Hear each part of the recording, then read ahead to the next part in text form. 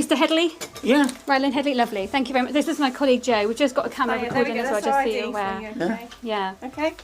And I'm here today because I'm arresting you Yeah. on suspicion of the rape and murder Yeah. of Louisa Dunn, which happened in Bristol in June 1967. Yeah. Why did you go through the upstairs window? No comment. Is it because you wanted to go into the bedroom? No comment. You will never be released. You will die in prison. Ryland Headley was inside his home when the knock came. Could you open the door, please? Just like to speak to you.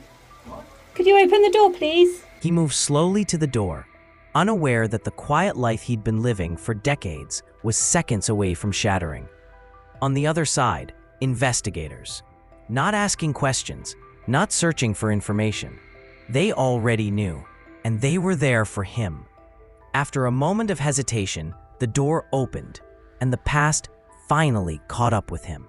Headley was 92 years old, a retired machinist, a man who blended into society without raising suspicion. For years, he was just a name lost in the noise, until a cold case file was reopened, and forgotten evidence was brought back to life by modern technology. What happened next would stun the public, devastate a family, and make legal history in the United Kingdom. Because this wasn't just an arrest, it was the unraveling of a decades-old secret tied to one of the most disturbing unsolved cases of its time. And it all began with a name investigators hadn't said aloud in over half a century: Louisa Dunn. This is the story of a calculated act, a trail that went cold, and the breakthrough that brought justice 58 years later. What you're about to hear isn't just another case. It's a reminder that no matter how long it takes, the truth has a way of finding its way back to the surface. Could you open the door, please? Just like to speak to you. Could you open the door, please? Thank you very much. Who are you? I'll explain. I'm from the police. You what? I'm from the police. What? Good morning. Hello. I'm from the police. What's here? I'm from the police. My name's Naomi Main. I'm a detective. May I come in, please? No. You can't come now. I'm just coming now. Where you want to come in for? I'll explain because it's a bit sensitive, so we'd like to come in and speak to you properly, please. Eh? May I come in to speak to you properly? I mean, look, I've just got up. I'm an old man. I'm just sorry. got up, It's 92. quite early. I'm very sick. Not good at all. You're not well? No. Okay. What do you want? What is it about? I'll tell you inside because we don't want other people hearing. So can we just come in and get you seated Yeah, and have a chat? yeah, Thank just you very go. much. It's Mr. Headley, yes? Eh? Mr. Headley? Yeah. Ryland Headley, lovely. Thank you very much. This is my colleague Jo. We've just got a camera recording as well, just so you're aware. Yeah. Yeah. Okay. And I'm here today because I'm arresting you Yeah. on suspicion of the rape and murder Yeah. of Louisa Dunn, which happened in Bristol in June 1967. Yeah. The reason I'm arresting you Yeah. is because the police have investigative material that indicates you are responsible for that rape and murder of Yeah. Mrs. Dunn, Yeah. which happened at Britannia Road in Easton, Bristol, June 1967. Yeah. You do not have to say anything, but Yeah. it may harm your defence if you don't mention one question, something that you later rely in court. Yeah. Yeah. Anything you do say may be given in evidence. Yeah. I need to do this. Wait, where did all this come from? Where did all this from?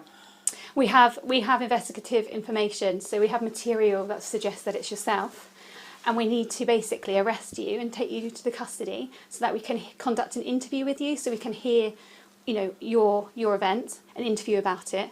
Into what? Interview you about it and get your account. Once in custody, Headley gave investigators almost nothing to work with. He refused to explain his connection to the evidence. He denied everything. He answered nearly every question with the same two words: no comment. Why did you go through the upstairs window? No comment. Is it because you wanted to go into the bedroom? No comment. Okay. So, what has then made you come back out of that window and go in via a different window instead? No comment. Okay. No comment. You look a bit confused by that. Do you want to ask me something? It's annoying you often climbed up two windows at this and that people's house. Don't comment. It's a bit annoying, especially, No comment. So when police have attended the following day, they've noticed that the bedrooms upstairs have locks on them inside the corridor. So if you had entered via that upstairs window, you would have been trapped in the bedroom. Is that why you then came back out? No comment. And went through a different window? No comment. Did this not happen? You can tell me if this is rubbish and it didn't happen. No comment. Okay. Because remember, this is your opportunity to give us your account. And if you didn't do this, this is your time to tell us. No comment. I didn't. No comment. You didn't. No comment. And on the upstairs window, when police attended the next day, there was a handprint or partial handprint found on the window. Obviously, you've had your handprints taken today while you've been in custody. When we compare those, do you think they're going to match? No comment. Okay. Could it be your handprint? No comment. Is there any legitimate reason why it might be your handprint? No comment. Because if you didn't do this, have you ever been there for any other reason that would explain why your handprint might be there? No comment. Okay. Okay, so we're going to talk about what happened next. Okay, so once you've gone in, or somebody has gone in, we believe it to be you, through that window, Louisa has been attacked. Can you tell me about that? No comment. Where did you find her in the house? No comment. Or did she find you, maybe? No comment. Okay. How did she react to seeing you in the house? No comment. Did you have the impression you were welcome? No comment. Was there any conversation between you and Louisa? No comment. Okay.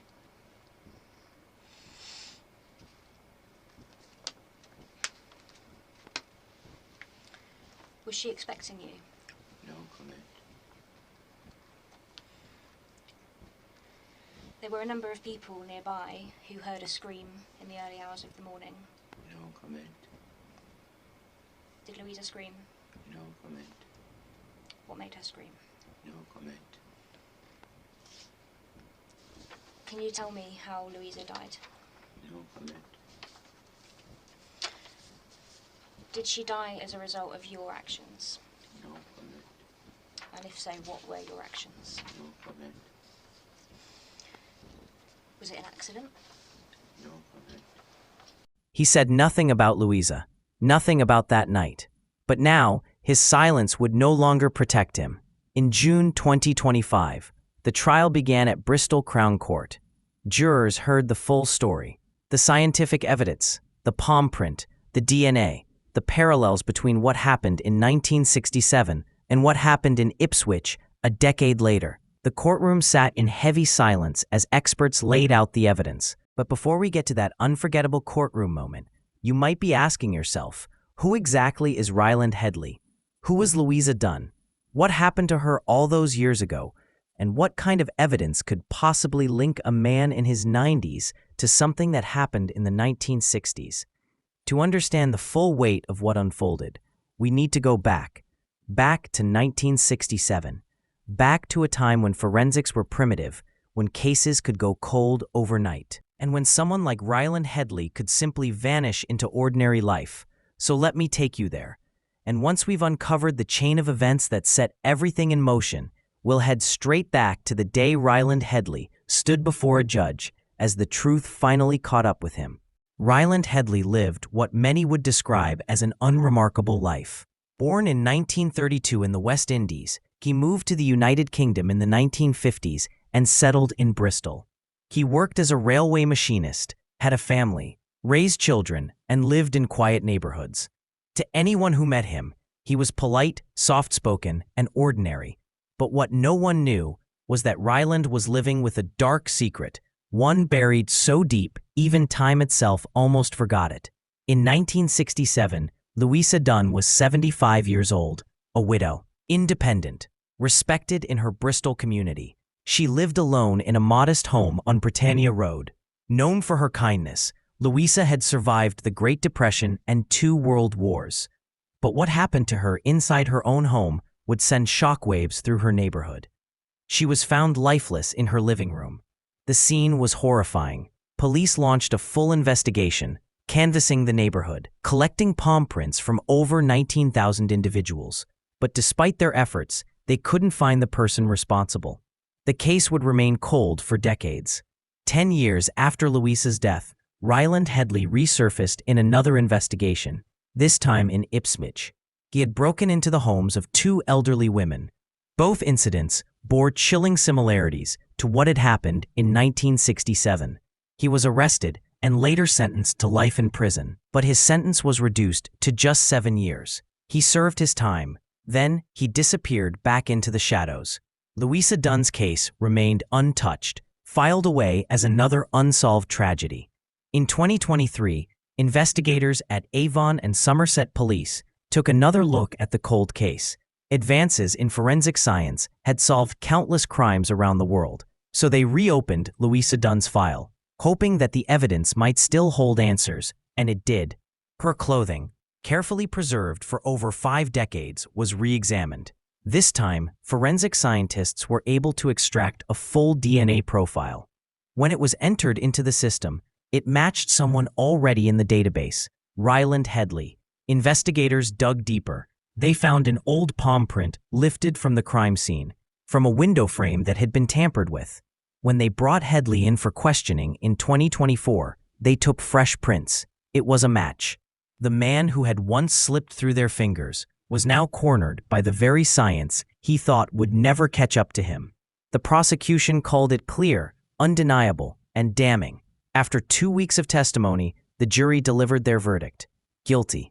The next day, the judge delivered his sentence. He told Headley that the crime was cruel, heartless, and unforgivable. That he had broken into the home of a defenseless woman, taken her life, and then walked free for nearly 6 decades. Ryland Headley, you've been found guilty by the jury of the murder of Louisa Dunn and of her rape, offences committed on the same occasion as long ago as 1967. I want to say something at the outset about the woman you killed.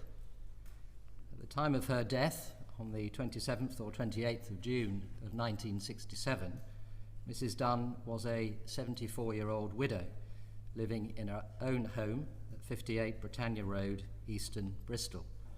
She'd lived in this house for many years. She was born in 1892. As a young woman, she was involved in the birth of the labour movement and its mission to improve the lives of ordinary working people. Mrs. Dunn had been married twice in her lifetime. Her first husband, Edward Parker, was a notable figure in Bristol, serving as an alderman and being a leading light in the Labour Party. He died in 1945. This marriage produced 2 daughters, Iris and Edna. Her granddaughter, Mary Dayton, recalls that her mother spoke of Edward's deep love and affection for Louisa. Their home was a hub of social and political activity during this period. Mrs. Dunn led a simple life, supported by her old age pension and supplementary allowance. She did not possess any amount of money in the house, nor any valuables. Her few treasured possessions included her books and the deeds to her house. You broke into her home. You sexually assaulted her, and in doing so, you caused her death. You may not have intended to kill, but you planned to rape her, and you brutally attacked her when you did so. You met her screams and struggles with force sufficient to kill. Diligent work by the police and forensic evidence, particularly the DNA match, definitively linked you to this crime after decades when you must have thought that you had avoided detection. The palm print found at the scene, now identified as yours, provided further evidence of your presence and attempts to gain entry through a window. I commend the Crown Prosecution Service, the police and the forensic scientists for their hard work and professionalism in investigating and bringing this case to trial. The nature of these offences demonstrates a complete disregard for human life and dignity. Mrs. Dunn was vulnerable. She was a small, elderly woman living alone. You exploited that vulnerability. You treated her as a means to an end. The violation of her home, her body, and ultimately her life was a pitiless and cruel act by a depraved man. The rape of Mrs. Dunn before her murder places the offending in the most serious category. He violated the sanctity and safety of Mrs. Dunn's own home, where she had every right to feel secure. The method of killing by strangulation and pressure to the mouth, causing injuries to her face, eyes, and neck, indicates a high degree of violence and cruelty. She must have experienced considerable pain and fear before her death. In the course of the trial, the court has heard evidence about your subsequent criminal conduct, specifically the rapes and burglaries committed in 1977 and between 1973 and 1978. These offences involve the invasion of other elderly women's homes and sexual assaults. They reveal a chilling pattern of behaviour. I'm grateful for the assistance and research of all counsel. The tariff which would have been set was lower than the minimum term which would be imposed today. I've taken the rape into account as a feature which makes the murder all the more serious, and I do not therefore impose any separate penalty. For the murder of Louisa Jane Dunn, the sentence must be one of life imprisonment. Having considered all the aggravating features of this case, including the impact on Louisa Dunn's family, who have waited decades for justice, the minimum term I impose is 20 years. You will be entitled to credit for the time spent on remand, which can be calculated separately. It is normally necessary to explain the effect of such a minimum term in detail, but given your age, and for all practical purposes, I can do so in very short terms. You will never be released. You will die in prison. He was sentenced to life in prison with a minimum term of 20 years. At 92 years old, it meant one thing: Ryland Headley would die behind bars. Louisa Dunn's granddaughter gave a powerful statement. She spoke about the lifelong pain of not knowing who took her grandmother away, and the overwhelming shock when the arrest was finally made. Hello, my name is Mary Davidson. I'm Louisa Dunn's granddaughter. The death of my grandmother, Louisa Dunn, has had a far-reaching impact throughout my family. I was just 20 years old when my grandmother died, and I am now almost the same age as she was when she was killed. I've only one memory of meeting my grandmother due to family circumstances. I was 14 at the time and I visited her in hospital. My mother told me that Louisa's house in Britannia Road was a place of social and political activity. My grandfather, Edwin Parker, was a member of the early Labour Party and he loved my grandmother dearly. Sadly, he died in 1945 and the social and political elements of my grandmother's life went with him. Louisa's brutal death had a big impact on my mother and her wider family. I don't think my mother ever recovered from it. The anxiety clouded the rest of her life. When people found out about the murder, including friends, they withdrew. There is a stigma attached to rape and murder in my experience, so I have rarely talked to anyone about this until now. Since Ryland Headley was charged, I've struggled emotionally in ways I did not anticipate. And it falls to me to speak for people who are no longer here. It saddens me deeply that all the people who knew and loved Louisa are not here to see that justice is done.